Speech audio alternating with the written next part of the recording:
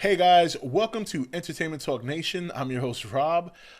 This video, we're going to do a little bit of Godzilla 2014 discussion. This is just going to be general. There's no particular topic, but just a couple of things I want to cover in this video. So, see you in a few. Row, row.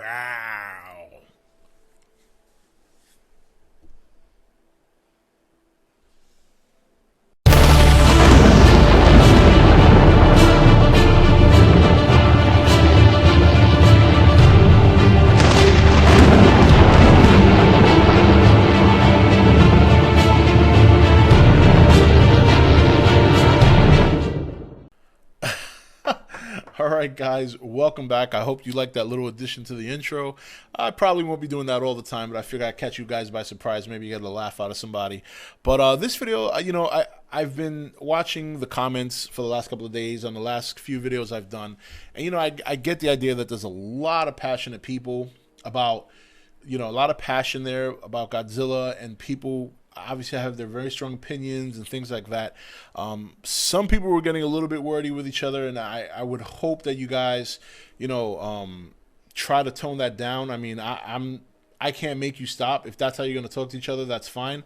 But I would hope that you guys can at least give each other a little bit of respect. Try not to cuss at each other and call each other names. You got to remember, we're all fans. It doesn't matter which generation we come from. We're all fans. We're all very excited. We're also all very frustrated. Obviously, there's some people who feel the marketing has been crap. There's some people who feel the marketing hasn't hit its stride yet, and there's some people who feel a little bit of both. The only thing I can say about the marketing thing is this. I would have taken some different approaches if I was Warner Brothers, but sometimes silence is golden. Silence is golden. We still have about 3.5 months left before this movie comes out. I was a little disappointed because when December hit and the trailer came out, I felt they hit the ground running going into the new year. And then after about a week or two into the new year, they got a little bit cold. And I think that's going to be coming to an end soon. We don't know anything about the Super Bowl. We do know that, according to many different sites and sources, that they traditionally do not do Super Bowl marketing, and B, they were not listed on the Super Bowl list of, I guess,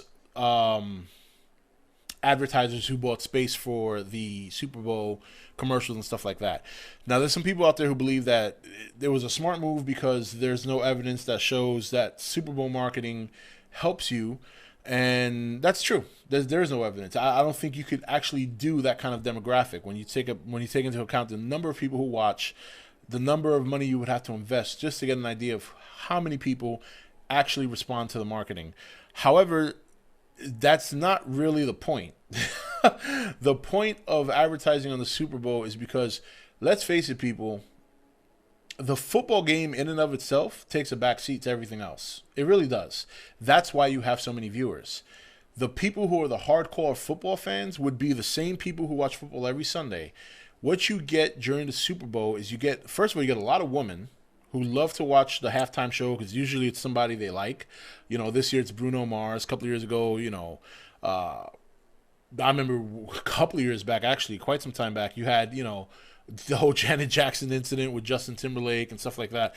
So there's always a big event that attracts a broad crowd. So investors and advertisers think this is a prime real estate to showcase what they want people to look at in terms of advertising, whether it's a product, whether it's anything. So to sit there and say 100% that a movie spot or commercial in front of the during the Super Bowl is not effective or doesn't play a role is, with all due respect, completely absurd. It's absurd. There's no way. While there's no demographic to prove that it does, there's no way that you could prove otherwise. There's no way that you could prove either or. So investors feel it's worth the chance. Now, would I invest as much money in the Super Bowl to spot a Godzilla movie? When you consider most people know who Godzilla is, even the general public, and when you consider the fan base that is hardcore, I think it would have been a good idea. I think it would have been a good idea to show the general people who think Godzilla as cheesy to show them that this is going to be a little bit different because you might pique their interest. So I think I can understand why they didn't invest the money. It is a lot of money, but I don't think it would have hurt them to do it. So in terms of all the other marketing, when you didn't really think about it, we're kind of marketing the movie for them. I mean, when you think about how much I do these videos, how much people come here to watch, or you go to a website or talk about it in the forums, whatever the case may be, whether all the news is bullshit or not, they're getting their marketing through us. So why would they invest any money? So, I mean, while we're complaining about the marketing, actually what we're doing is helping the movie quite a bit. You know, there's some people out there, especially some elitist fans, and I'm going to get into that in a second, who think that as much as we talk about it, as much as we complain this and that, we should, just wait for the movie, blah, blah, blah. That's not how it works, okay? So I think in terms of the marketing, it's going to be the way it is right now, and it's going to build up. I think, I felt that they would hit the ground running once December hit. They did.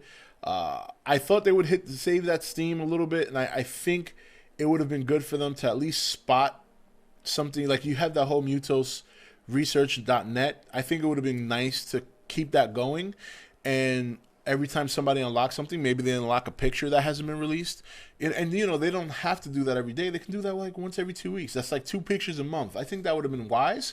That would have definitely have kept some of the momentum going, but it hasn't. So, we got to take that for what it is.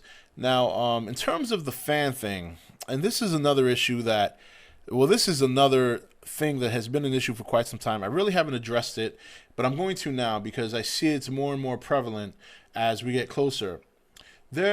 In terms of the elitist fans, and these are the fans I'm talking about who feel that either A, because they know everything there is to know about Godzilla, that they're better than everybody else. B, fans who think that people like me or people like you who like to discuss this and express our feelings, be it good or bad, think that we're giving them a bad name. These are the kinds of fans I'm talking about. In terms of giving other fans a bad name, how? How? I mean, does somebody walk down the street and say, you know what, you're associated with that fan that bitches on YouTube all the time, I can't talk to you? Is that how this works? I mean, let's be real. If you go up to somebody, if you go to somebody and just talk about Godzilla, 9 times out of 10, they're going to look at you like, what the fuck are you talking about? Godzilla is very prevalent on the internet. I can bet you $100 you go to any local mall and the chances of finding anybody talking about Godzilla is slim to none. So for those fans out there who think that, people like my subscribers here, some people on Facebook, or people in general who have been talking a storm about this movie are giving you a bad name, go fuck yourself. How's that? How about that? That's a good one. Go fuck yourself. Get off your high horse. It doesn't work that way. You're not going to get a medal because you think you know more. You're not going to get a medal because nobody gives a shit about you. How's that? There's your elitist status right there. Nobody gives 2 shits about what you think. So let's just get that out the way right now. So, for those elitist fans out there who think that their shit doesn't stink, believe me, it stinks pretty badly. And, I respect the fact that you're just as big a G fan as anyone else. I respect the fact that you have a lot of passion, but let's not get it twisted. You ain't shit, just like all of us. There's nothing more special about you than anyone else. So, and that's that. And anybody who has to deal with elitist fans, just ignore them. Those are usually the people who don't get laid or wear glasses this thick and that kind of shit. It's easy to talk game, behind a keyboard. I would love to see half these people come on and get in front of a camera and talk your shit and see what happens. Or just maybe get into somebody's face. I mean, it's very easy. It is easy to talk behind a keyboard. Take it from a guy from the Bronx, okay? Who's grown up and I've gotten into my share of fights and my share of trouble. Talking behind a keyboard, don't mean shit. So take that somewhere else. So anyway, guys, the last thing I want to touch upon is, bottom line is this. This movie is going to be very good. I'm not saying trust in Warner Brothers, but I'm not saying don't trust in them. I think this movie is going to be very good because I think we're going to get something very different than what we've gotten in a long time. I think we're going to get a movie that is going to give us a scenario where for the human race and for people there's no win. And when you bring that kind of conflict into a movie, that tends to get a crowd very much involved. I love movies where there's not necessarily a happy ending. And I think this movie's gonna have that. And I'm not saying that the ending has to be sad or has to be like gut wrenching but not every movie has to have. I tend to love movies that don't have a happy ending. For example, like here's a movie that has a good example. Not a lot of people don't like this movie, but I like the ending. Knowing. Knowing is a prime example of a movie with not a happy ending. I mean, yes, and spoilers, just so you know, if you haven't seen Knowing, you're about to get spoilers in 3, 2, 1. Sure, at the end of the movie, the two kids end up being taken to a safe planet. But look what happens to Earth. That's not exactly a very good feeling. I mean, all right, take my kids, I'll go and die, thanks. It's not a happy ending. So there's a lot of movies that don't have happy endings and that are very, very good. And like I said, when I say happy ending, I don't mean that everybody dies and stuff like that. There's maybe a hint of happiness. I think this movie, the reason Warner Brothers is doing what they're doing, I think they feel they have something special. They probably saw this movie already. The people who make all the decisions say, you know what, this movie is going to speak for itself. That's my opinion. I'm not saying that's fact. I'm not claiming I have any source or respect. I'm not one of those guys. I don't have sources. I don't call up Warner Brothers and claim to talk to them like a lot of other people on the internet. This is just my idea. This is just my own idea. I think they have a good movie in their hands. They know they have a good movie, and they want to let it speak for itself. And you want to know something? From a business standpoint, if they feel that confident and they turn out to be right, guess how much money they just saved in marketing on top of all the revenue they're going to make on top of the movie. So let's let it play by ear. I'm not 100% satisfied with the way they've been marketing the movie, but I can't necessarily disagree with them because at the end of the day, we're doing all the work for them. So they're saving tons of money, and from a business standpoint, that's brilliant.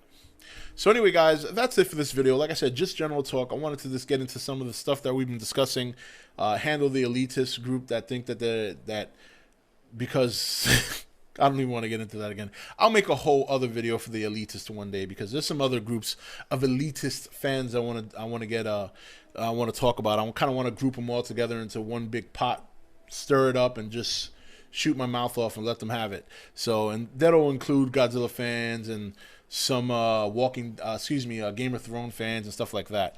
You know, the elitist book readers for the Game of Thrones, the elitist Godzilla fans from 1800 years ago. So that'll be another video. Maybe I'll do that this week. Yeah, we'll cover. I think it's time to shit on somebody. So maybe I'll make a new series called Shit on the Elite. So, all right, guys, that's it for this video. Take it easy. I'll see you guys later.